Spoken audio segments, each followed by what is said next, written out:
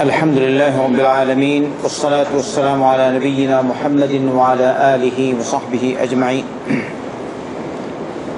أما بعد فأعوذ بالله من الشيطان الرجيم. بسم الله الرحمن الرحيم. ألف لام ميم تلك آيات الكتاب الحكيم هدى ورحمة للمحسنين الذين يقيمون الصلاة ويؤتون الزكاة وهم بالآخرة هم يوقنون أولئك على هدى من ربهم وأولئك هم المفلحون. ومن الناس من يشتري لهو الحديث ليضل عن سبيل الله بغير علم ويتخذها هزوا أولئك لهم عذاب مهين. وإذا تتلى عليه آياتنا ولى مستكبرا كأن لم يسمعها كأن في أذنيه وقرا فبشره بعذاب أليم. إن الذين آمنوا وعملوا الصالحات لهم جنات النعيم خالدين فيها وعد الله حقا وهو العزيز الحكيم. خلق السماوات بغير عمد ترونها وألقى في الأرض رواسي أن تميد بكم وبث فيها من كل دابة وأنزلنا من السماء ماء فأنبتنا فيها من كل زوج كريم. هذا خلق الله فأروني ماذا خلق الذين من دونه بل الظالمون في ضلال مبين.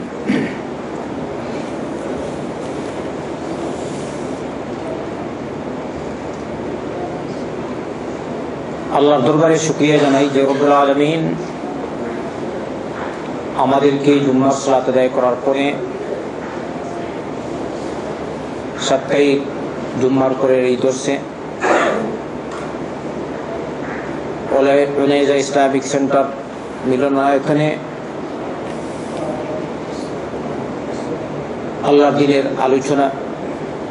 আলোচনা পেশ করা শোনার তৌফিক দিয়েছেন, তাই বলি সবাই আলহামদুলিল্লাহ।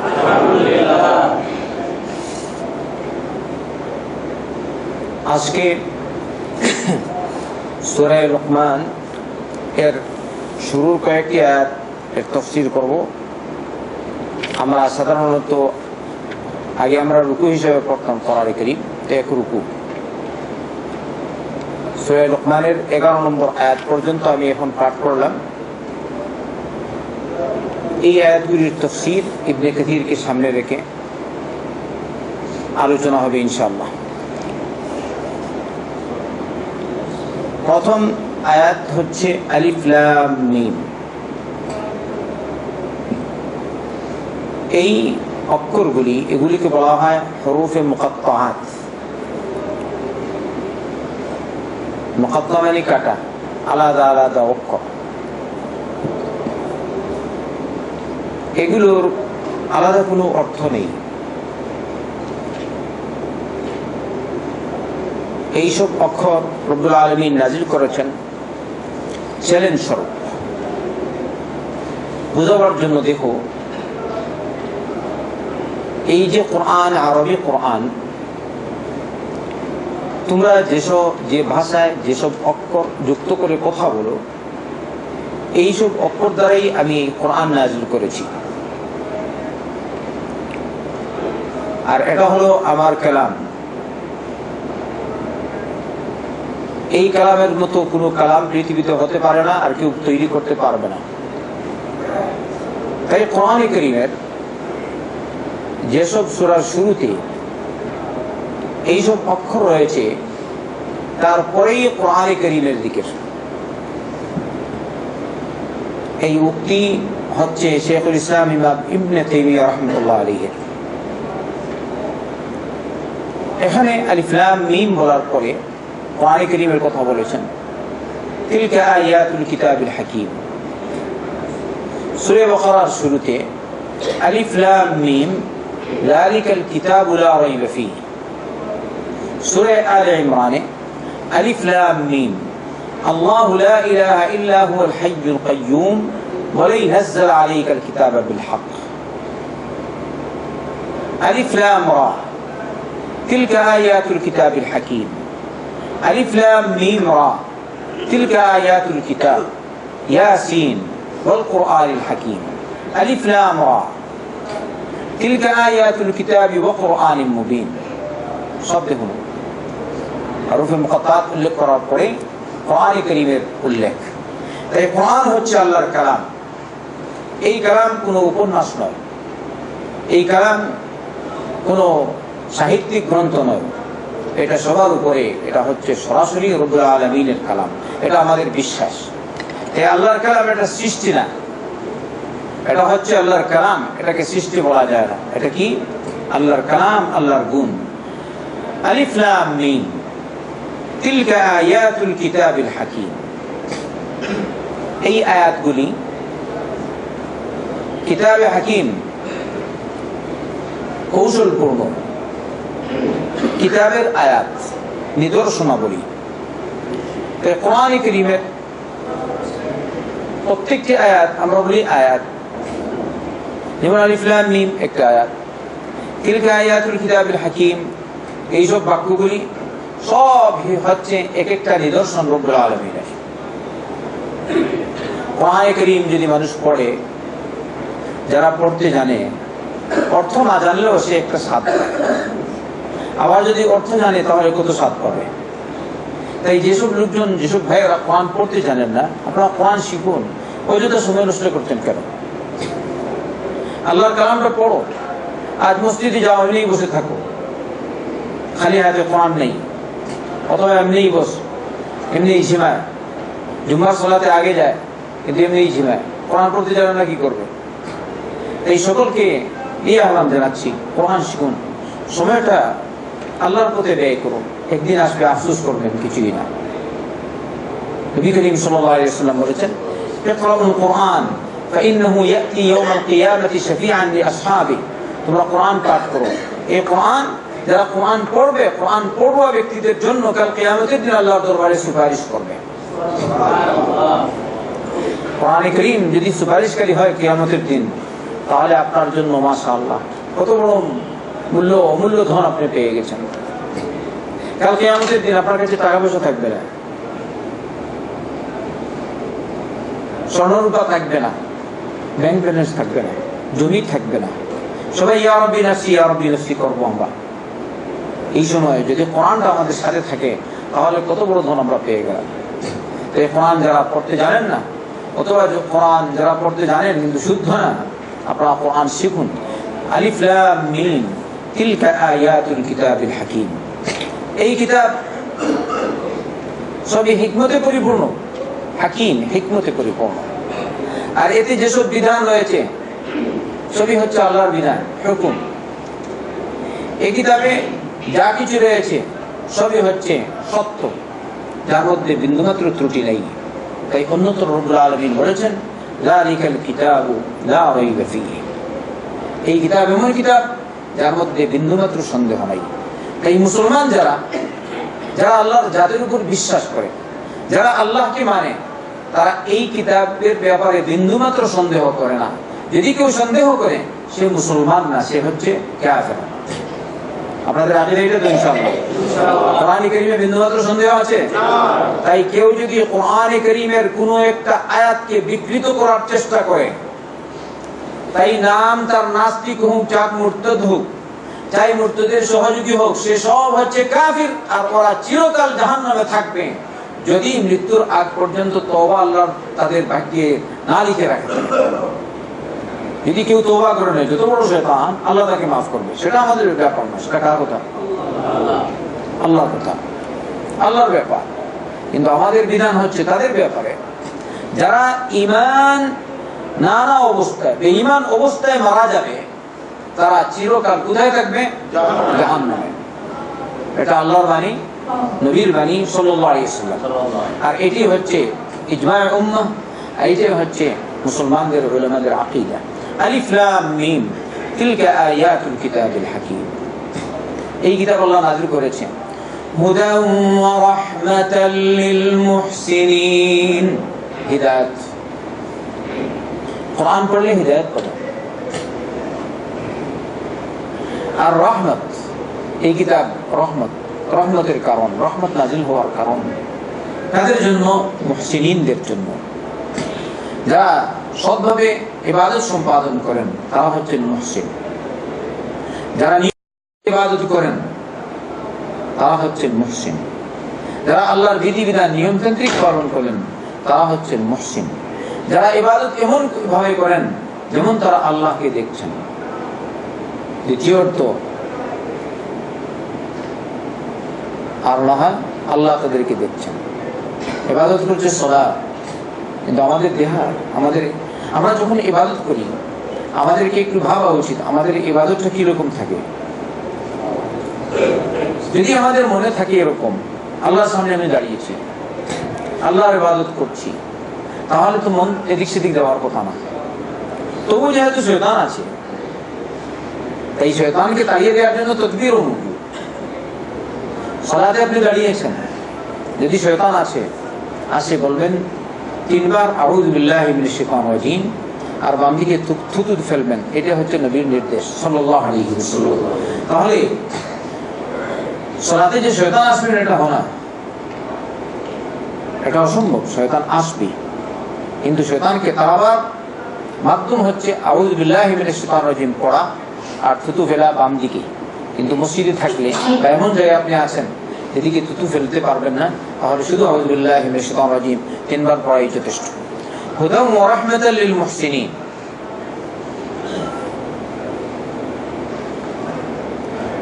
এই যে মুহসিনের ব্যাখ্যা আল্লাহ রাব্বুল আলামিন করছেন এখানে আরেকটু বলছেন, আল্লাযীনা ইউকিমুনাস সালাহ, যারা সালাত কায়েম করে।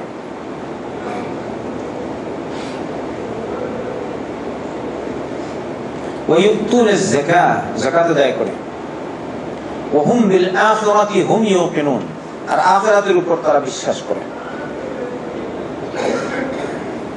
সালাত পড়লেন, হজ করলেন, যাকাত দিলেন, কোরআন পড়লেন, আখিরাতের উপর বিশ্বাস নাই, মুসলমান নাকি কাফের? বলুন তো আপনারা ভালো করে। তাই কেউ আছে যে শয়তান, সেটাই বলে আমরা 1 নম্বর আল্লাহর বলি, আমরা কোরআন পড়ি, আমরা সালাত পড়ি। কাফের মুরতাদ এরকম বলে। আর যারা মুসলমান তারা নিজেদেরকে 1 নম্বর ঈমানদার দাবি করে না। দাবি করে না। তাদের ভয়, আল্লাহ কি সালাত কবুল করবে?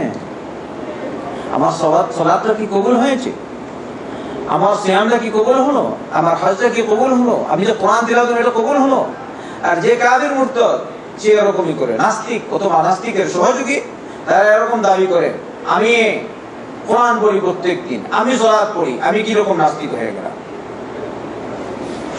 এরকম করে কিনা নাস্তিকরা? এরা হচ্ছে নাস্তিক খাকলাসের মতো। তাই নাস্তিক থেকে আমাদের সকলকেই সতর্ক থাকা দরকার। মুনাফিক ঈমানের দাবি করে 1 নম্বর, বাস্তবে ঈমান না। ওয়া মিনান নাসি মান ইয়াকুলু আমান্না বিল্লাহি ওয়া বিল ইয়াউমিল আখির ওয়া মা হুম বিমুমিনিন। সূরাতুল বাকারা শুরুতে রব্বুল আলামিন বলছেন, কিছু মানুষ এমন আছে যারা বলে আমরা ঈমান আনলাম আল্লাহর উপর, আখিরাতের দিনের উপর, অথচ সে মুমিন না। এই হচ্ছে নাস্তিকদের কথা। নাস্তিক বিভিন্ন বিষয়ে আসে, যখন দেখে এখন যদি বলি না নামাজ পড়ি, তাহলে মানুষ আর আমার সাথে থাকবে না, আমাকে সমর্থন দিবে না, তাই তো? তাই বলে আমি 1 নম্বর ঈমানদার। আমলে হতে হবে ঈমানদার কি বেঈমান। আমলে আপনার পরিচয় হবে কিসে? আমলে। আপনার সম্পর্ক কাফির মুরতাদদের সাথে। আপনি কখনো গির্জায় যান, আপনি কখনো যাবেন হিন্দুর মন্দিরে, কখনো যাবেন কবরে বাবার কাছে, কখনো যাবেন দাদার কাছে, আবার কখনো যাবেন মসজিদে, কখনো আসবেন কাবায়, কখনো আসবেন সালাত পড়বেন এখানে মসজিদে হারামে, কখনো মসজিদে নববীতে, সবই করবেন। তাহলে আপনি কি রকম মুসলমান হলেন? মুসলিম। ইন্না ইব্রাহিম কানা উম্মাতান কানিতান লিল্লাহি হানিফান ওয়া লাম ইয়াকুন মিনাল মুশরিকিন। ইব্রাহিম আলাইহিস সালাম এমন ব্যক্তি ছিলেন, এমন নেতা ছিলেন, কানিতান, যিনি ছিলেন আল্লাহর ফরমাবরদার। কানিত, আল্লাহর সামনে আনুগত্যকারী। আনুগত্য পেশ করেন রব্বুল আলামিনের দরবারে, লিল্লাহ হানিফান, একনিষ্ঠ, মানে শুধু আল্লাহর দিকে ঝুঁকে আছেন, অন্য কোনো দিনের দিকে ঝুঁকেন না। মন্দিরে গেলে মন্দিরও আমার, গির্জায় গেলে গির্জাও আমার, মসজিদে আসলে মসজিদও আমার, এরকম হয় না। মুসলমানের এটা পরিচয় হয় না, এটা মুসলমান না, এটা মুনাফিক থেকে আরো খারাপ। নাউযুবিল্লাহি মিন যালিক। কারণ আল্লাহ রাসূল সাল্লাল্লাহু আলাইহি ওয়াসাল্লামের জমানার মুনাফিক ওই রকম, ওদের কাছে প্রকাশ্যে এরকম করতো না। কি বলেন? প্রকাশ্যে এরকম করতো না। আমি ইহুদি বলতো না, বলতো না। ওখানে গেলে ওয়াইদা লাকুল লাযিনা আমানু ক্বালু আমান্না ওয়াইদা খালাউ ইলা শায়াতিনহিম ক্বালু ইন্না মাআকুম ইন্নামা নাহনু মুস্তাহজিউন।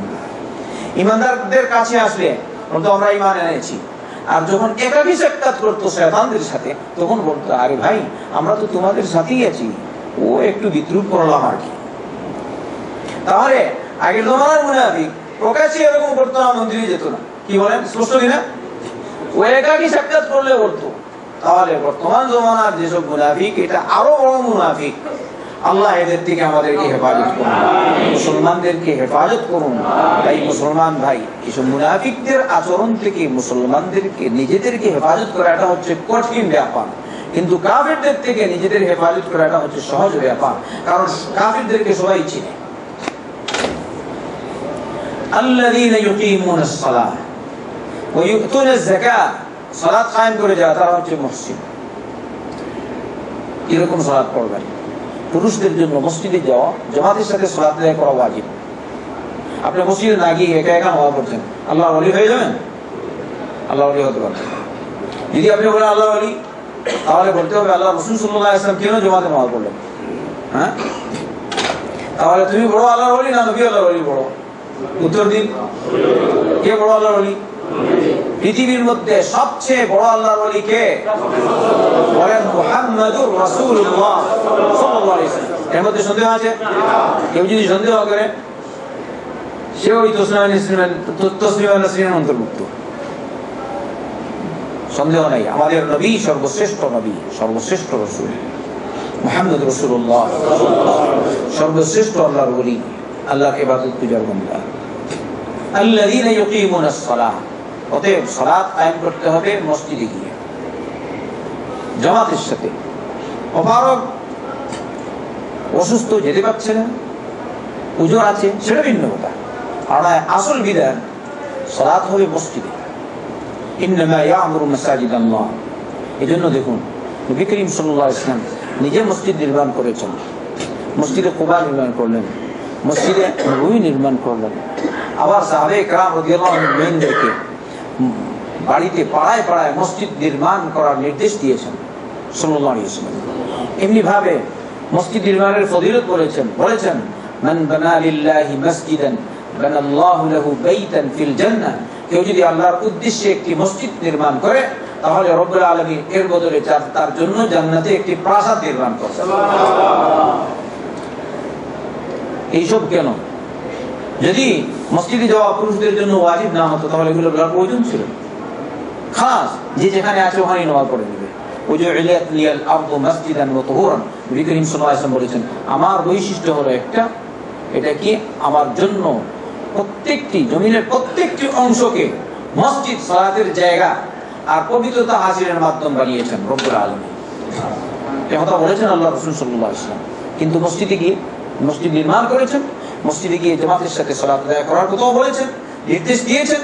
আল্লাহ আমাদেরকে বলেছেন ইন্নামা ইয়ামুরু মাসাজিদাল্লাহ মান আমানা বিল্লাহি ওয়াল ইয়াউমিল আখির ওয়া আকামাস সালাহ ওয়া আতাজ যাকাহ ওয়া লাম ইয়াখশা ইল্লাল্লাহ ফাআসা উলাইকা আন ইয়াকুনু মিনাল মুহতাদিন। প্রকৃত মুসলমান তারাই, বা মসজিদ নির্মাণ করে তারাই যারা ঈমান রাখে আল্লাহর উপর, সালাত কায়েম করে, যাকাত প্রদান করে, ওয়ালাম ইয়াখশা ইল্লাল্লাহ, আল্লাহ ছাড়া আর কাউকে ভয় করে না। ফাআসা উলাইকা আন ইয়াকুনু মিনাল মুহতাদিন, এরাই হচ্ছে হেদায়েত প্রাপ্ত। কারণ নামাজ না পড়ে মানুষ হেদায়েত প্রাপ্ত হয়? কেউ যদি বলে আমার সালাতের প্রয়োজন নেই, আমি আল্লাহ পর্যন্ত পৌঁছিয়ে গেছি, আমি মারিফত পর্যন্ত পৌঁছে গেছি, বা তরিকত পর্যন্ত। আছে কিনা বাংলাদেশে এরকম? তাদের আকীদা শরীয়ত, মারিফত, তরিকত, হকিকত। বলে শরীয়ত প্রাথমিক পর্যায়ে, যারা আগে যাবে ওরা মারিফত, আরেকটু সামনে গেলে আদা তরিকত, আরেকটি সামনে গেলে হয়ে যাবে হকিকত। হকিকত পর্যন্ত যদি পৌঁছে যায় তাহলে মানুষ নিজেকে আল্লাহ বলতে পারে। সবাই বলি না আলহামদুলিল্লাহ। এই জন্য মনসুর হাল্লাজ আপনারা শুনেছেন, অনেক লোক বাংলাদেশে ইন্না লিল্লাহি ওয়া ইন্না ইলাইহি রাজিউন এখনো পর্যন্ত তারা মনসুর হাল্লাজকে আল্লাহর ওলি বলে, অথচ এই মনসুর হাল্লাজ বলেছে আমি আল্লাহ, আমি আল্লাহ। তাহলে যে বলে আমি আল্লাহ সে মুসলমান না কার? সে মুরতাদ, সে শয়তান, তার শিরচ্ছেদ করা ফরজ। আর বাংলাদেশে বা বিভিন্ন জায়গায় বিভিন্ন উলামা, নাম হচ্ছে আলিম, তারা বলে মনসুর হাল্লাজ নাকি আল্লাহ। এই হচ্ছে তাদের কথা, সুফিদের কথা, হাকিকত। আমাদের আকীদা এরকম না। যে তরিকায় নবী নাই মুহাম্মদ সাল্লাল্লাহু আলাইহি ওয়াসাল্লাম, এই তরিকা আল্লাহর তরিকা নয়, এই তরিকা হচ্ছে শয়তানের তরিকা। আপনারা একমত সবাই? তাইলে আকীদা ঠিক করবেন। আকীদা ঠিক নেই, সব নষ্ট। মনসুর হাল্লাজ একটা কাফির মুরতাদ ছিল, এজন্য তাকে হত্যা করা হয়েছে। তখনকার জমানার উলামারা ফতোয়া দিয়েছিলেন। আবার বিচারপতি হানফি মাযহাবের আলিম ছিলেন, আমি এটা শুনেছি, আমি সরাসরি দেখিনি। হানফি মাযহাবের বিচারপতি ছিলেন, ফতোয়া দিয়েছেন সে হচ্ছে কাফির মুরতাদ, ওকে ছুরিবিদ্ধ করে হত্যা করা হয়েছে। আর বর্তমান জমানার মানুষ বলে না, একটা বলে কি, একটা বলে আউযু বিল্লাহি মিনাশ শাইতানির রাজিম। কি বলবো? সে বলছে ফিরআউন বলেছিল আমি রব, সে হচ্ছে শয়তান। আর মনসুর হাল্লাজ বলেছে আমি রব বা আমি ইলাহ, সে আল্লাহর ওলি। কোন এক আলিম বলেছে, আপনারা শুনেছেন? কিরকম আলিম হলো এটা? মনসুর হাল্লাজ যে বলে আমি ইলাহ, সে নাকি আল্লাহর ওলি। সে কিরকম আল্লাহর ওলি হয়? সে হচ্ছে শয়তানের ওলি। ইয়াদ রাখবেন, মনসুর হাল্লাজ ছিল শয়তানের ওলি। এজন্য উলামারা ওই সময় ফতোয়া দিয়েছেন সে কাফির হিসাবে, আর তাকে হত্যা করা হয়েছিল, শিরচ্ছেদ করা হয়েছিল বা ছুরিবিদ্ধ করা হয়েছিল কাফির মুরতাদ হিসাবে। অতএব শরীয়তে মারিফত, হাকিকত আর তরিকত এগুলোর প্রয়োজন নেই। একই শরীয়ত, আর এর মধ্যেই রয়েছে তরিকত, এর মধ্যেই রয়েছে মারিফত। যাই আপনি বলেন সব এই নবী করিম সাল্লাল্লাহু আলাইহি ওয়াসাল্লামের শরীয়তে। নবী করিম সাল্লাল্লাহু আলাইহি ওয়াসাল্লাম যা এনেছেন তাতেই রয়েছে গোটা দিন, সম্পূর্ণ। কোন পথ নাই যে পথ সম্পর্কে নবী করিম সাল্লাল্লাহু আলাইহি ওয়াসাল্লাম আমাদেরকে বলে যাননি। তাই নবী করিম সাল্লাল্লাহু আলাইহি ওয়াসাল্লামের পথ ভিন্ন। অন্য কোন পথ যে দেখাবে সে হচ্ছে শয়তানের পথ প্রদর্শনকারী। আল্লাহ আমাদেরকে বোঝার তৌফিক দিন। আমিন। الذين يقيمون الصلاة ويؤتون الزكاة وهم بالآخرة هم يوقنون। সালাত, কায়েম, যাকাত সব কিছু করলেন, কিন্তু বিশ্বাস থাকতে হবে আখিরাতের উপর, গায়বী বিষয়ের উপর ঈমান থাকতে হবে। الذين يؤمنون بالغيب। নাস্তিকরা বলে তোমাদের ইসলাম আর কি, সবই গায়ব। যুক্তি পেশ করে, তুমি নাস্তিক, তুমি তোমারটাই বলতে পারো না,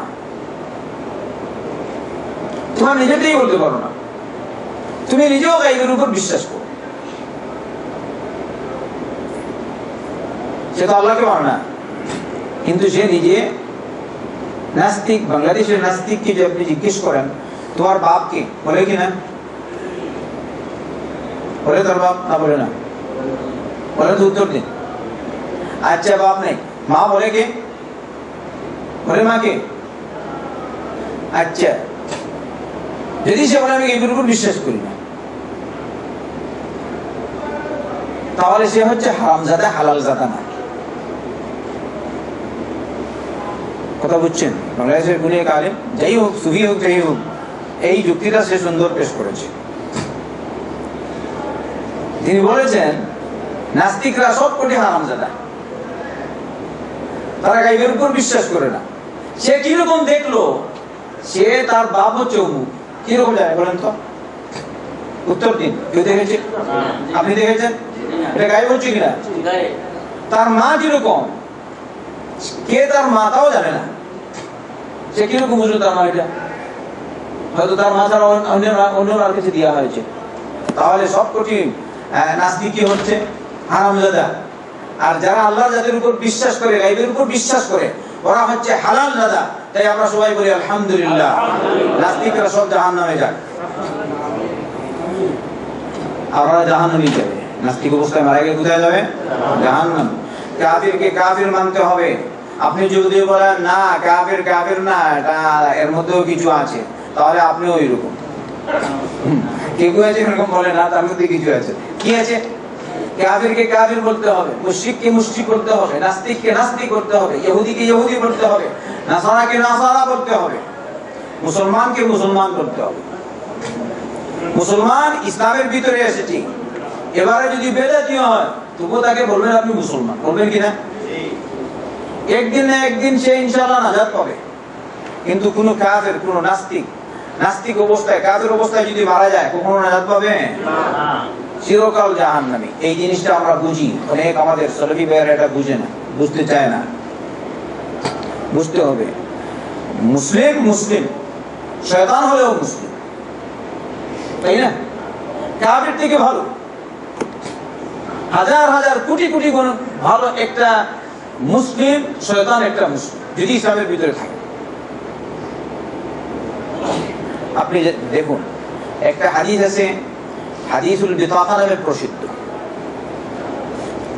এটা বোঝানো উচিত মানুষকে, সাধারণ যারা বুঝে না তারা ওই বেদাতীদেরকে মুশরিকদের কাতারে শামিল করে দিতে চায়, বেদাতীদেরকে কাফিরদের কাতারে শামিল করে দিতে চায়। তবে বেদাত হচ্ছে দুই রকম। এক বিদাত হচ্ছে সাধারণ বিদাত, আর এক বেদাত হচ্ছে কাফির পরিণতকারী বা মুশরিক পরিণতকারী বেদাত। যদি মুশরিক পরিণতকারী, কাফির পরিণতকারী বেদাত হয় তাহলে তো ও কাফিরের অন্তর্ভুক্ত। আর যেসব বেদাত মুশরিক বা কাফির পরিণতকারী না, ও এই সব বেদাতের মাধ্যমে আপনি তাকে কাফির বা মুশরিক করতে পারবেন না। তো এইসব বেদাতের ব্যাপারে হচ্ছে এই কথা। কাল কিয়ামতের দিন একটা লোককে আনা হবে, তার সামনে তার আমলনামা পেশ করা হবে।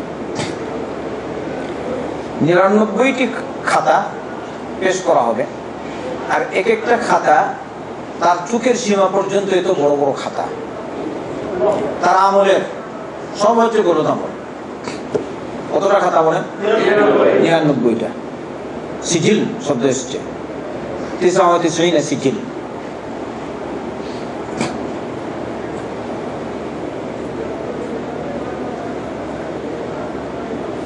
আল্লাহ বলবেন এইসব গুনাহ খাতা যেগুলো তোমার লিস্ট, এগুলো কি মিথ্যা? আমার ফেরেশতা এখন তোমার উপর কি জুলুম করেছে? ওরা কি মিথ্যা লিখেছে? ওই লোকটি বলবে ইয়া রব, মিথ্যা নয়, সব সত্যি, সবই সত্য আমি করেছি।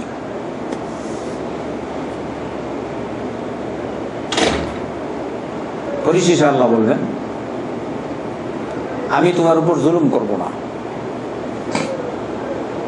তারপরে তার জন্য একটা বেতাকা আনা হবে। বেতাকা, বেতাকা মানে কার্ড। কার্ড তো আপনারা বুঝেন। আমার গুরুত্ব আছে কিনা আপনার? ব্যাংকের ওই যে সরাফের কার্ডের গুরুত্ব আছে। আপনি যেমন ব্যাংকের কার্ড, ব্যাংক ব্যালেন্স আছে আপনার 1,10,273 রিয়াল, কোন জায়গায়? যে কোনো এক ব্যাংকে। একটা কথা বললাম, আপনার বেতাকা আছে, ডেট আছে, সব নিয়ম মতো আছে। যদি ওখানে যান, এটা ঢুকান মেশিনে, এবারে আপনি যত চান ততই বের হবে। 1 লক্ষ এত টাকা, এত টাকা, এত টাকা, তাই তো? এই হিসেবে আপনি চাইলেন, তারা বলছে ওই এটিএম যেটা ইয়ের আওয়াজ নেই, 5,000-এর ঊর্ধ্বে তোলা যায় না, তাই না? দৈনিক ক্ষেত্রে এর থেকে বেশি তাহলে সরাসরি ব্যাংক থেকে তুলতে হবে। আচ্ছা, এটা আপনি ঢুকালেন, পয়সা বের হলো, বেতাকা আছে, বেতাকা এটা এমনি দেখলেন কিছুই নাই, হয়ে গেলাম এটা ওজন। কিন্তু এর ভিতরে যে জিনিস ঢুকিয়েছে তার ওজন কতটুকু? সুবহানাল্লাহ, লক্ষ লক্ষ রিয়াল, এই বেতাকায় মৌজুদ। ঠিক না ঠিক ভাই? এটা উপস্থিত সময় আমরা এটা বুঝি, এটা আমরা দেখছি বাস্তবে।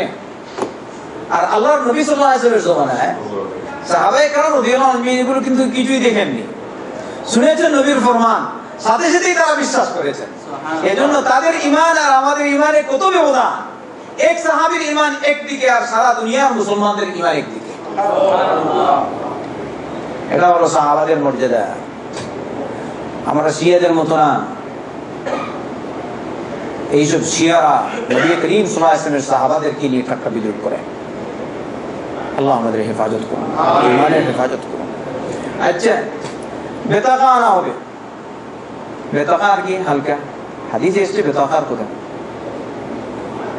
সে বলবে ইয়া রব, এইসব সিজিল, এইসব খাতাগুলির সামনে, ফাইলের সামনে, এত বড় বড় ফাইল, এত বড় বড় ফাইলের সামনে বেতাকার কি? রব্বুল আলামিন বলবেন মা ফি মুশকিলা, তোমার উপর আমি জুলুম করব না, কিন্তু এই বেতাকার ইজ্জত বেশি।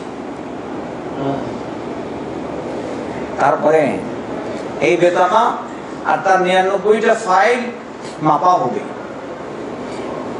এই বেতাকা এক পাল্লায় রাখা হবে, 99টা ফাইল তার এক পাল্লায় রাখা হবে। তখন এই বেতাকা ভারী হয়ে যাবে। এবারে হচ্ছে এই বেতাকায় কি? এই বেতাকায় লেখা আশহাদু আল্লা ইলাহা ইল্লাল্লাহু ওয়াহদাহু লা শারীকা লাহু আশহাদু আন্না মুহাম্মাদান আবদুহু ওয়া রাসূলুহু আশহাদু আল্লা ইলাহা ইল্লাল্লাহ ওয়াহদাহু লা শারীকা লাহু ওয়া আশহাদু আন্না মুহাম্মাদান আবদুহু ওয়া রাসূলুহু। তাহলে এই বেতাকা হচ্ছে আসল, কালিমা শাহাদাত হচ্ছে আসল। এই শাহাদাত আছে, সালাত করলেন ফায়দা আছে। এই শাহাদাত নাই, সালাত 10,000 বার পড়লেন, উমরা করলেন প্রতি মাসে একটা, হজ করলেন প্রতি বছর, লোকজনকে দেখাচ্ছেন, কোরআন পড়লেন, সুন্নাহ পড়লেন, সবকিছু করলেন, কিন্তু আসল বেতাকা নাই। কিসের বেতাকা নাই বলেন? ওই আশহাদু আল্লা ইলাহা ইল্লাল্লাহ ওয়াহদাহু লা শারীকা লাহু ওয়া আশহাদু আন্না মুহাম্মাদান আবদুহু ওয়া রাসূলুহু, এটা নাই, এই সাক্ষ্যবাণী নাই। এই সব ইবাদত সব বিফল যাবে, ব্যর্থ, কোনো ফায়দা নেই। অতএব মুসলমান হওয়ার চেষ্টা করুন।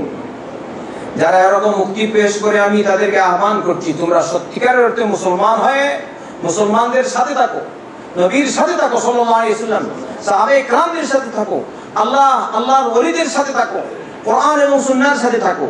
যদি এরকম হও তাহলে তোমরা সত্যিকারের মুসলমান হবে। আর শুধু মুসলমান দাবি করলে আর মুসলমানদের বিরুদ্ধে, ইসলামের বিরুদ্ধে ষড়যন্ত্র করলে তুমি কিরকম মুসলমান হবে? রব্বুল আলামিন এই আয়াতে মুহসিনিন কারা, নেককার কারা, তাদের কয়েকটি গুণ পেশ করলেন। আল্লাযীনা ইউকিমুনাস সালাহ, যারা সালাত কায়েম করে, যাকাত প্রদান করে, আর আখিরাতের উপর বিশ্বাস করে। মেইন জিনিসগুলি এখানে চলে এসেছে। এরপর আল্লাহ বলছেন উলাইকা আলা হুদাম মির রাব্বিহিম ওয়া উলাইকা হুমুল মুফলিহুন। এরা রব্বুল আলামিনের পক্ষ থেকে হেদায়েতের উপর আছে, আর এরাই সফল কাম। ফালাহ, ফালাহ কাকে বলে? যেটা পাওয়ার ওইটা পাওয়া, আর যেটা পাওয়া থেকে দূরে থাকার চেষ্টা করে, ওটা থেকে দূরে থাকা বা সংরক্ষিত থাকা, এটা হলো ফালাহ, সফল হয়ে যাওয়া। এরাই হচ্ছে সফল কাম। অর্থাৎ দুনিয়াতেও সফল, আখিরাতেও সফল। দুনিয়াতে সফল কিরকম? আপনি হয়তো দেখবেন ওকে জেলে বন্দি করে রেখেছে, ওর উপর জুলুম নির্যাতন করছে, তো ও কিরকম সফল? দুনিয়াতে সে সফল, যেহেতু সে ঈমানের উপর প্রতিষ্ঠিত হয়েছে, তাই সে হচ্ছে সফল। যদিও সে মার খাচ্ছে, যদিও সে মজলুম, কিন্তু ঈমান ছাড়েনি, সুবহানাল্লাহ, সে কি সফল? হ্যাঁ, দুনিয়ার সফলতা। অন্যদিকে মার খাচ্ছে কিন্তু সে আনন্দ উপভোগ করছে, বলছে আমি যদিও মার খাচ্ছি কিন্তু ইসলামের জন্য মার খাচ্ছি, যদিও মার খাচ্ছি আল্লাহর জন্য মার খাচ্ছি, যদিও মার খাচ্ছি আল্লাহর কোরআনের জন্য মার খাচ্ছি, যদিও মার খাচ্ছি দাড়ি রাখার জন্য মার খাচ্ছি। অনেক মানুষ শুনেছি দাড়ি রেখেছে, যার ফলে তার উপর জুলুম নির্যাতন করা হয়েছে। এরকম শুনেছেন আপনারা? তাহলে এটা নবীর সুন্নত না, নবীর নির্দেশ না, নবী করিম সমস্ত নবীর সুন্নত না, এজন্য মার খাচ্ছে। কি অসুবিধা? তোমার ইজ্জত বাড়বে, সে সফল, দুনিয়াতেও সফল, আখিরাতেও সফল। আখিরাতের সফলতার তো কোনো বর্ণনা দেওয়া যাবে না যতক্ষণ পর্যন্ত আমরা ওখানে না যাব। কিন্তু যার যেরকম আছে, আল্লাহ রাব্বুল আলামিন বলেছেন হাদিসে কুদসিতে, আ'দাতু লিইবাদিয়াস সালিহিন মা লা আইনুন রাআত ওয়ালা উযুনুন সামিআত ওয়ালা খাতারা আলা কলবি বাশার। আমি আমার নেক বান্দাদের জন্য এমন কিছু তৈরি করে রেখেছি যেগুলো কোনো মা লা আইনুন রাআত, চোখ দেখেনি, ওয়ালা উযুনুন সামিআত, যা কিছু রেখেছি এইসব ব্যাপারে কোনো কান শুনেনি, এরকম আছে। ওয়ালা খাতারা আলা কলবি বাশার, কোন মানুষের মনে এইসব ব্যাপারে কল্পনাও জাগেনি। সুবহানাল্লাহ। এই এমন জিনিস রব্বুল আলামিন যারা মুত্তাকিন, যারা মুহসিনিন, তাদের জন্য আল্লাহ তৈরি করে রেখেছেন ইনশাআল্লাহ জান্নাতে আখিরাতে। আমরা আল্লাহর কাছে দোয়া করি, আল্লাহ তুমি আমাদেরকে, আমাদের সকলকে সফল কামদের অন্তর্ভুক্ত করো।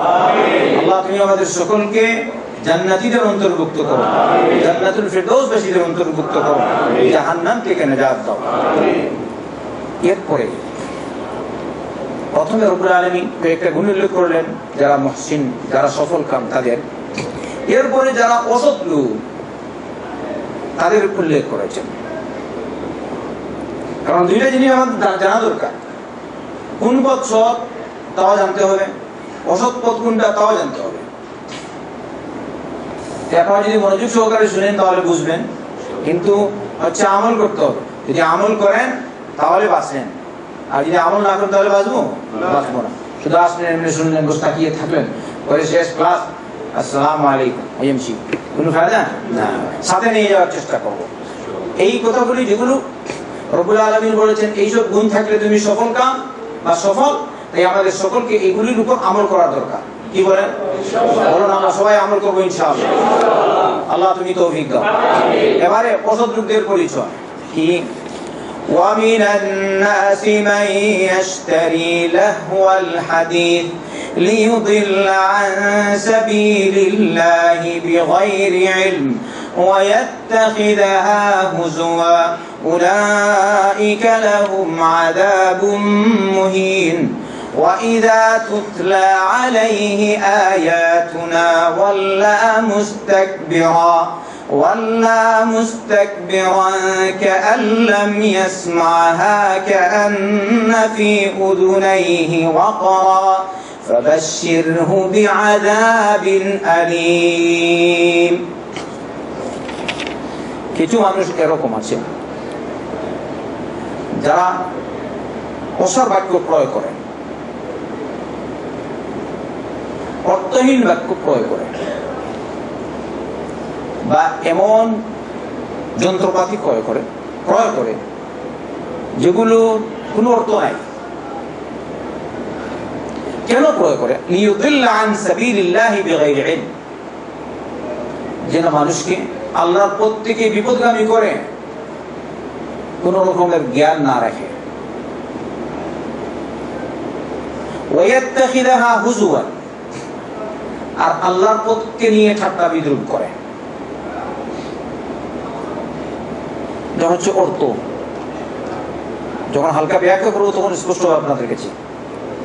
উলাইকা লাহুম আযাবুম মুহিন, এদের জন্য রয়েছে অপমানকর শাস্তি, অবমাননাকারী শাস্তি। এদের আরেকটা গুণ, ওয়াইদা তুতলা আলাইহি আয়াতুনা ওয়াল্লা মুস্তাকবিরান, যখন তার সামনে আমার আয়াত পড়ে শোনানো হয় তখন দম্ভ করে, অহংকারী হয়ে পিঠ ফিরিয়ে নেয়, নিজেকে বড় মনে করে পিঠ ফিরিয়ে নেয়। কাআন লাম ইয়াসমা, যেমন শুনেনি, কাআন্না ফি উযুনাইহি ওয়াকরা, যেমন তার কানে পর্দা পড়ে গেছে, অর্থাৎ সে কি হয়ে গেছে? বয়রা হয়ে গেছে, বধির হয়ে গেছে। ফাবাশশিরহু বিআযাবিন আলীম, আপনি তাকে বেদনাদায়ক শাস্তির সুসংবাদ দিন, কারণ সে হচ্ছে এর উপযোগী, এই জন্য এটা হলো তার জন্য সুসংবাদ। নাউযুবিল্লাহি মিন যালিক। এবারে শুনেন, কিছু মানুষ এমন আছে যারা আল্লাহ হাদিস ক্রয় করে, তার অর্থ কেউ এরকম করেছেন ওসার বাক্য, অর্থ খেল তামাশা, হাদিস বাণী, খেল তামাশার বাণী, তার অর্থ কি হবে? খেলতামাশার বাণী। এই খেলতামাশার বাণী যখন আপনি তার আসল অর্থের দিকে খেয়াল রাখবেন, তখন বুঝবেন খেলতামাশার বাণী কোনটা? বাদ্যযন্ত্র। কি হচ্ছে? ইবনে কাসির রাহমাতুল্লাহ আলাইহি বলছেন, قال ابن مسعود رضي الله تعالى عنه في قوله تعالى ومن الناس من يشتري لهو الحديث ليضل عن سبيل الله بغير علم هو والله الغنى। আল্লাহর কসম খেয়ে বলছি, এই লাহু হাদিস খেলতামাশার বাণী হচ্ছে, এটা হলো গিনা, গান, বাদ্যযন্ত্র। আচ্ছা, আগেকার জমানার 1400 বছর আগের যে গান বা বাদ্যযন্ত্র ছিল, বর্তমান জমানার বাদ্যযন্ত্র ছিল না, এটা অনুন্নত ছিল। আগে অনুন্নত ছিল, বর্তমানে কি? তাহলে 1400 বছর আগের বাদ্যযন্ত্র যেটা, ওইটা যদি হয় লাহবে হাদিস, আর এটা যদি হয় আল্লাহর পথ থেকে দূর করার একটা মাধ্যম, তাহলে বর্তমান জমানার যেসব বাদ্যযন্ত্র এসেছে ওগুলো কি হবে? বুঝা দরকার নিয়ে। ইন্না লিল্লাহি ওয়া ইন্না ইলাইহি রাজিউন। আবার যদি ওইটা উলঙ্গ ফিল্ম হয়, ল্যাংটা কিছু হয়, আপনি বললেন কিছুই না, শুধু সংবাদ দেখবো, সংবাদ বেপরদা নারী সাজগুজ করে সুসজ্জিত হয় আপনার সামনে পেশ হলো, আর আপনি তার দিকে তাকাচ্ছেন, কি বলেন? কতটুকু সওয়াব হচ্ছে? ইন্না লিল্লাহি ওয়া ইন্না ইলাইহি রাজিউন। আমাদের পরিবেশ মোতাবেক সবাই বদলা, অর্থাৎ গুনার বদলা কতটুকু হচ্ছে? কিন্তু আমাদের পরিবেশে সব শুধু নেক কাজের ক্ষেত্রে ব্যবহার করি, তাই না?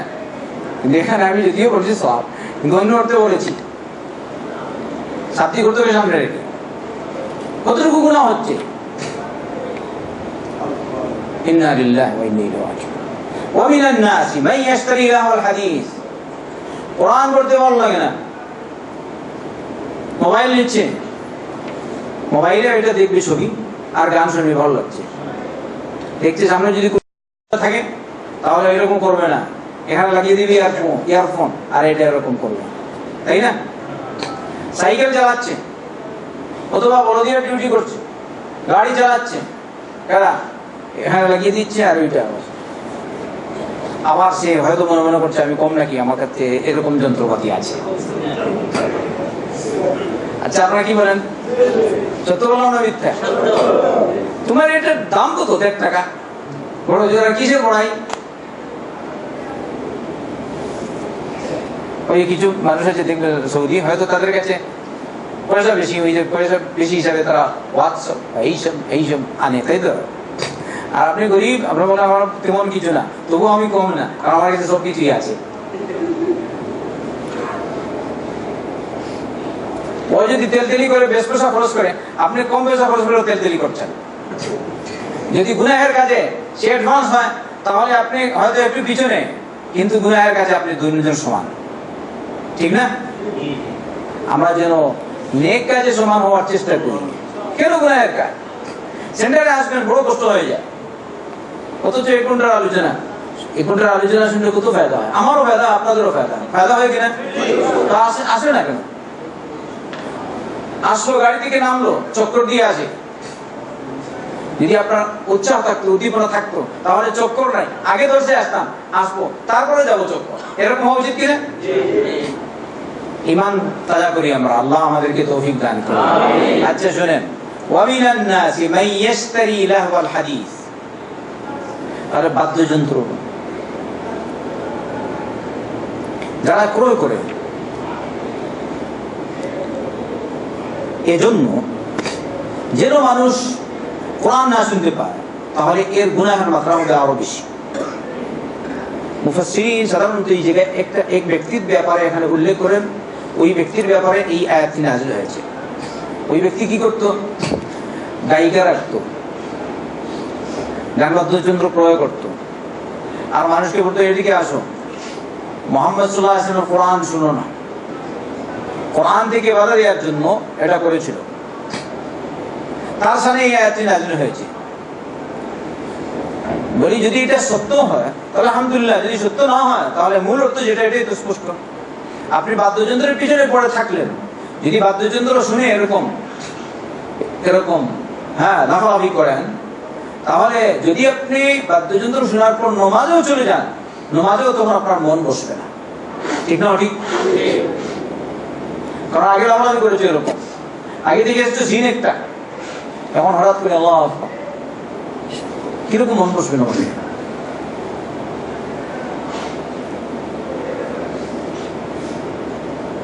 বাদ্যযন্ত্র বাজানো জায়েজ না। আবার গান, কেউ কেউ বলে না না এটা হচ্ছে ভালো গান, বাউলের গান, আর নয় বাবার গান, আর নয় নবীর গান সাল্লাল্লাহু আলাইহি ওয়াসাল্লাম, ভালো কথাই বলে, বলছে আমি ভালো কথা বলছি। আবার কেউ কেউ আছে কি বাদ্যযন্ত্র বাজায় কোরআনের আয়াত পড়ে, এটা কি মুসলমান না কাফের? এটা কাফের, কারণ আল্লাহর কালামকে নিয়ে ঠাট্টা বিদ্রুপ করছে। আল্লাহর কালাম কি বাদ্যযন্ত্র বাজাবেন? জ্ঞান জ্ঞান এখন কোরআন লা ومن الناس من يشتري لهو الحديث। এই বাদ্যযন্ত্র উদ্দেশ্য ভালো হলেও জায়েজ না,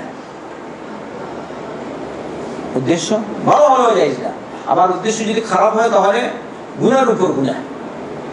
ومن الناس من يشتري لهو الحديث ليضل عن سبيل الله بغير علم। গান বাদ্যযন্ত্র এটা জায়েজ না, এর পক্ষে দলিল এই তো একটা গেল,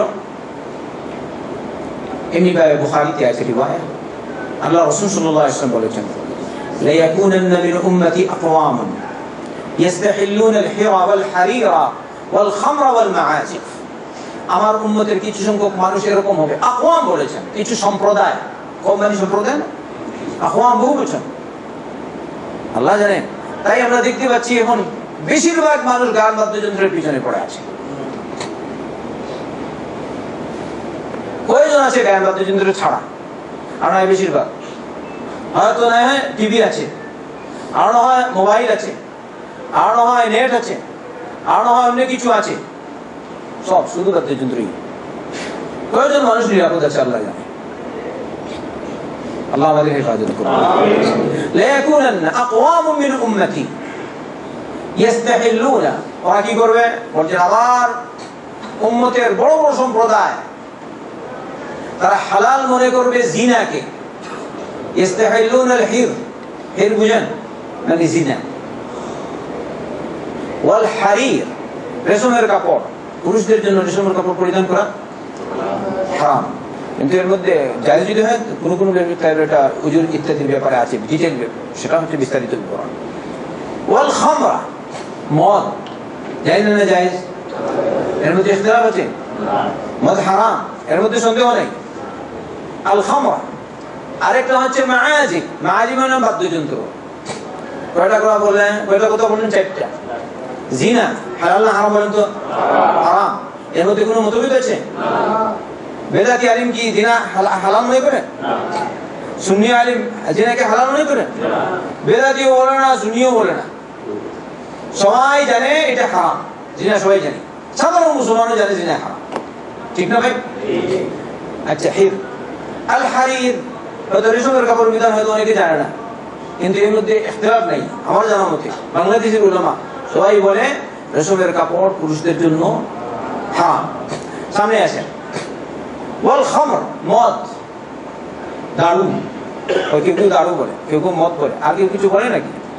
আর হয়তো অন্য কিছু বলতে পারে, শরাব, শরাব বলে, আর কিছু বলে? আচ্ছা, শরাব বলে। এগুলো কি হচ্ছে? মদ হারাম, সন্দেহ নেই। মাআজিফ বাদ্যযন্ত্র, তাই এবারে আসুন। জিনা হারাম, রেশমের কাপড় হারাম পুরুষদের জন্য, নারীদের জন্য জায়েজ। মদ হারাম, এর সাথে আরেকটা বাদ্যযন্ত্রের কথা উল্লেখ করে দিয়েছেন, তাহলে বাদ্যযন্ত্র হালাল হবে না হারাম হবে? আল্লাহ রাসূল সাল্লাল্লাহু আলাইহি ওয়াসাল্লাম বলেছেন আমার উম্মতের বড় বড় সম্প্রদায় ওগুলোকে হালাল মনে করবে।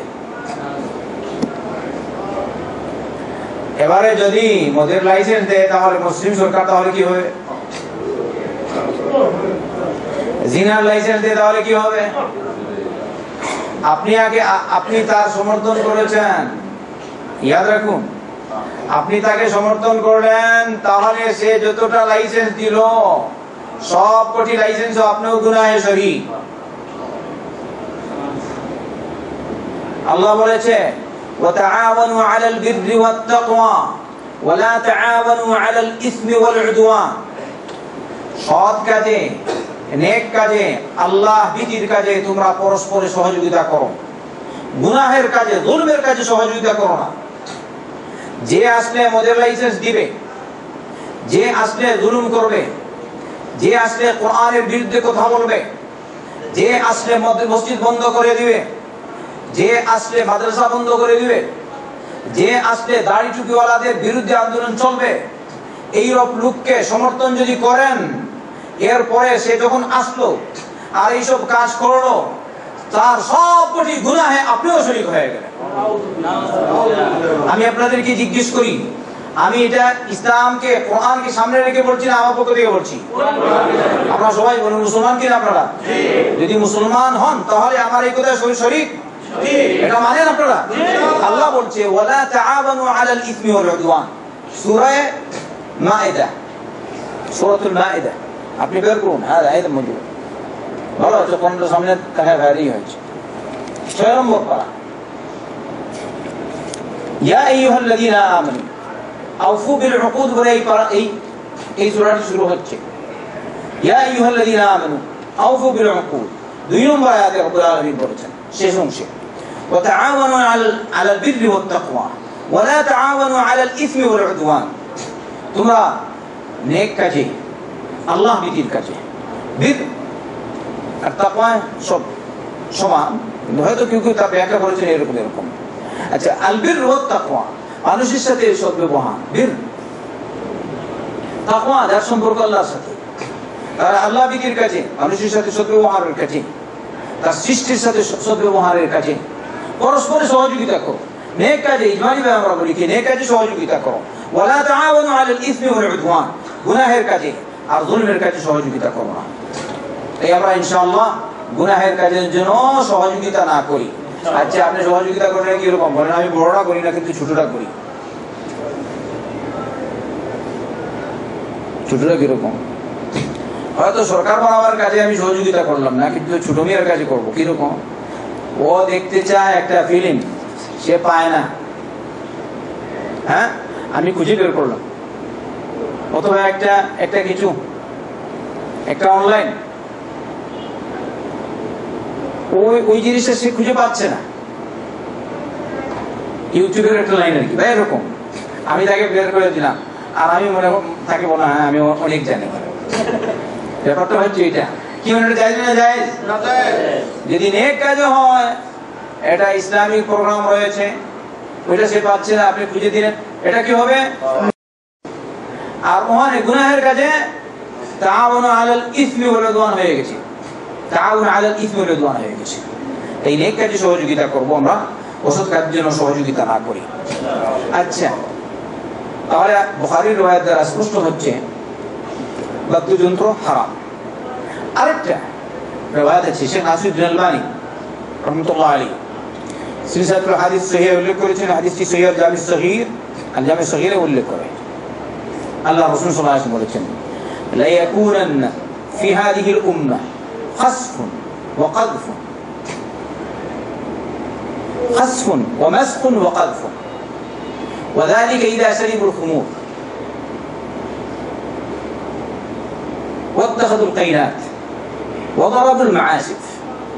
আমার এই উম্মতে এক সময় আসবে, এরকম হবে জমিন ধসে যাবে, উপর থেকে পাথর বর্ষিত হবে, আকৃতি বিকৃত হবে। কিরকম হবে আকৃতি বিকৃত? হয়তো শুকরের আকৃতি হবে, আর না হয় বানরের আকৃতি হবে, আর না হয় ব্যাঙের আকৃতি হবে, আর না হয় অন্য আকৃতি। ইন্না লিল্লাহ, যেটা আরো মুশকিল। কিসের আকৃতি বিকৃতি বলতে? ভালোকে আত্মিক দিক দিয়ে আকৃতি বিকৃত হবে, ভালোকে সে খারাপ মনে করবে আর খারাপকে ভালো মনে করবে। বর্তমানে এটা সব জায়গায় বিস্তৃত হয়ে পড়েছে। অনেক ভালো কাজকে তারা খারাপ মনে করে। আপনারা জানেন না এটা? জানেন না কিনা? জানি কিনা? ভালো কাজকে খারাপ মনে করছে আর খারাপকে ভালো মনে করছে। ইন্না লিল্লাহি ওয়া ইন্না ইলাইহি রাজিউন। আল্লাহর কালামের সাথে ঠাট্টা বিদ্রুপকে মনে করছে সে ভালো। যারা এরকম করে তাদেরকে সমর্থন দেয়। তাহলে আকৃতি বিকৃতি দুই রকম, হয়তো সরাসরি দৈহিকভাবে আকৃতি বিকৃতি, আর না হয় আত্মিকভাবে আকৃতি বিকৃতি। এটা কখন হবে? ওয়াযালিকা ইযা শারিবুল খুমুর, এটা তখন হবে যখন তারা মদ্যপান করবে।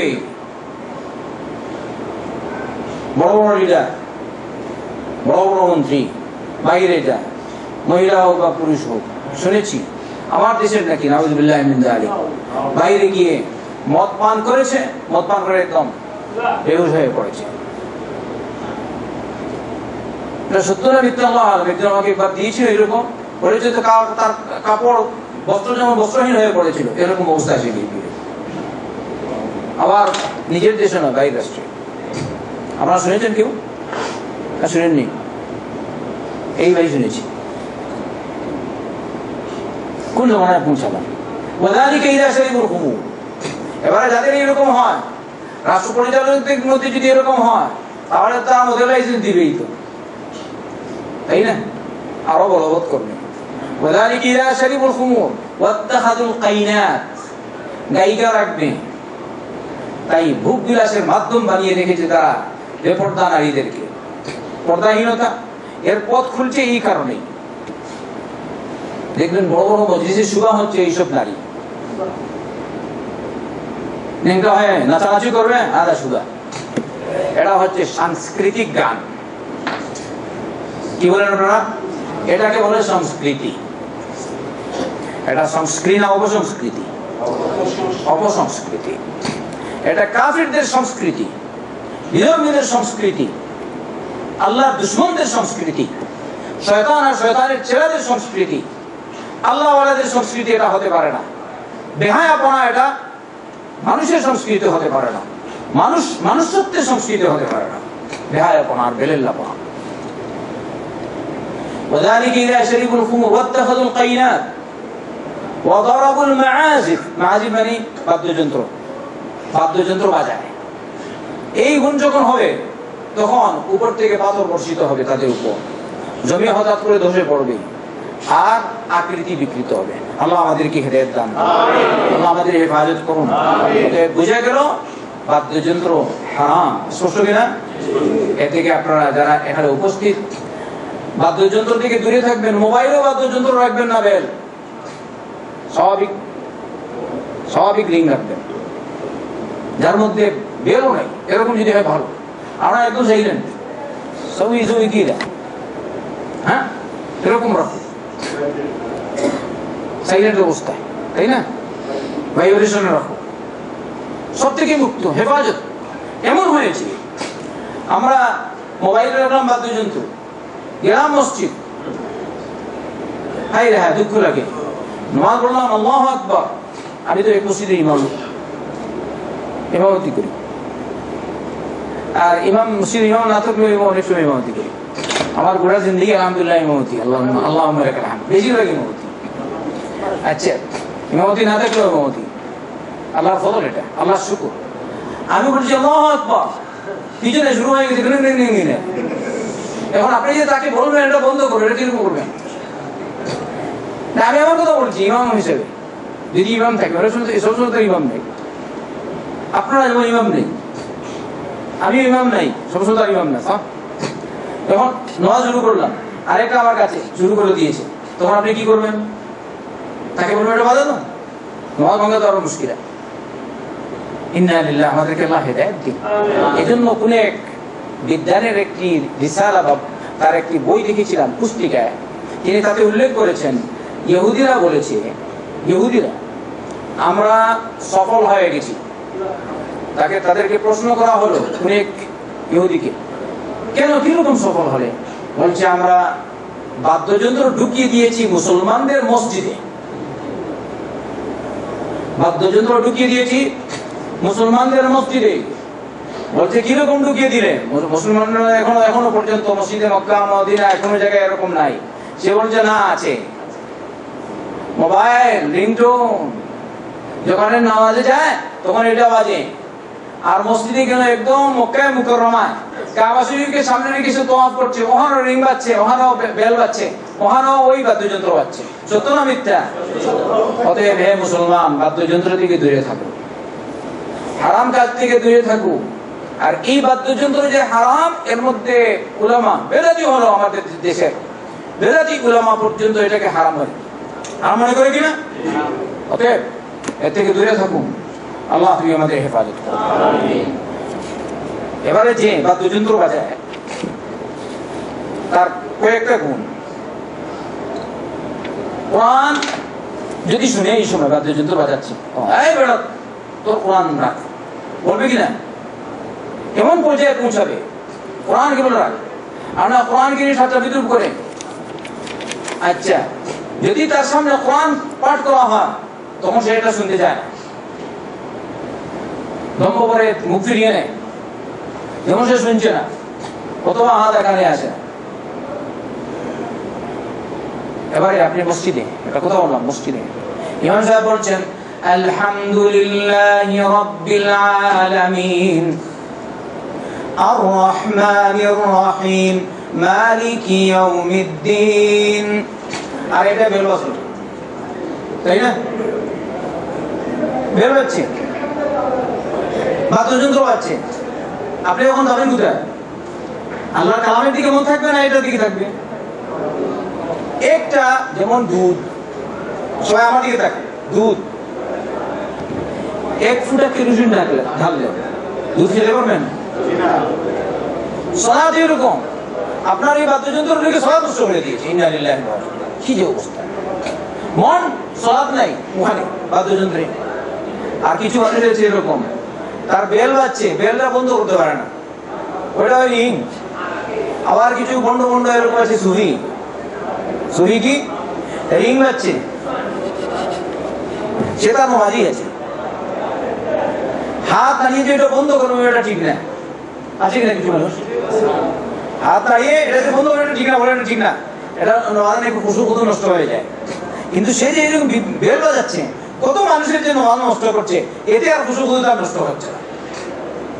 এটা হচ্ছে সুফিবাদ, পীরতন্ত্র, পীরতন্ত্রের অবলীলা আর ভণ্ডামির শয়তানি। সাথে সাথেই বেচান যদি এরকম হয়ে যায়, মনে হয় সাধারণ কেউ আছে, হ্যাঁ নামাজ শুরু করেছেন, আপনি বন্ধ করতে পারেন না আগে, তাহলে সাথে সাথে মোবাইল বের করে এরকম করে একদম সম্পূর্ণ বন্ধ করে দিবেন। কোনো কোনো লোক আছে এরকম, আবার অনেক মানুষ বুঝে না। আপনি একবার ক্যান্সেল করলেন, যখন ক্যান্সেল করলেন সে আরেকবার, ক্যান্সেল করলে সে আরেকবার বলছে সেখানে তুলে নেন, খালি মারোধানি, কারণ মানুষ তো বুঝতে হচ্ছে না। আপনি এরকম এটা ওপেন করে সম্পূর্ণ বন্ধ করে দিলেন, যেটা দ্বিতীয়বার যেন আর না করে। আল্লাহ আমাদেরকে বুঝার তৌফিক দেন। এরপরে রব্বুল আলামিন নেক লোকদের কথা বলছেন, ইনশাআল্লাহ পরবর্তী আলোচনা হবে আগামী সপ্তাহে। আল্লাহ আমাদেরকে তৌফিক দিন, নেক কাজ করার তৌফিক দিন, ইলম অর্জন করে আমল করার তৌফিক দিন। আল্লাহ আজকে যা আলোচনা করলাম আর শুনলাম, আমরা যেন তোমার বিধান শুনে আলোচনা করে আমল করতে পারি, সেই তৌফিক দাও। আমাদেরকে মাফ করো, আমাদের মা বাবাদেরকে মাফ করো, দুনিয়ার মুসলমানদেরকে মাফ করো। আল্লাহ দুনিয়ার মজলুম মুসলমানদেরকে উদ্ধার করো, তুমি তোমার দ্বীনের হেফাজত করো।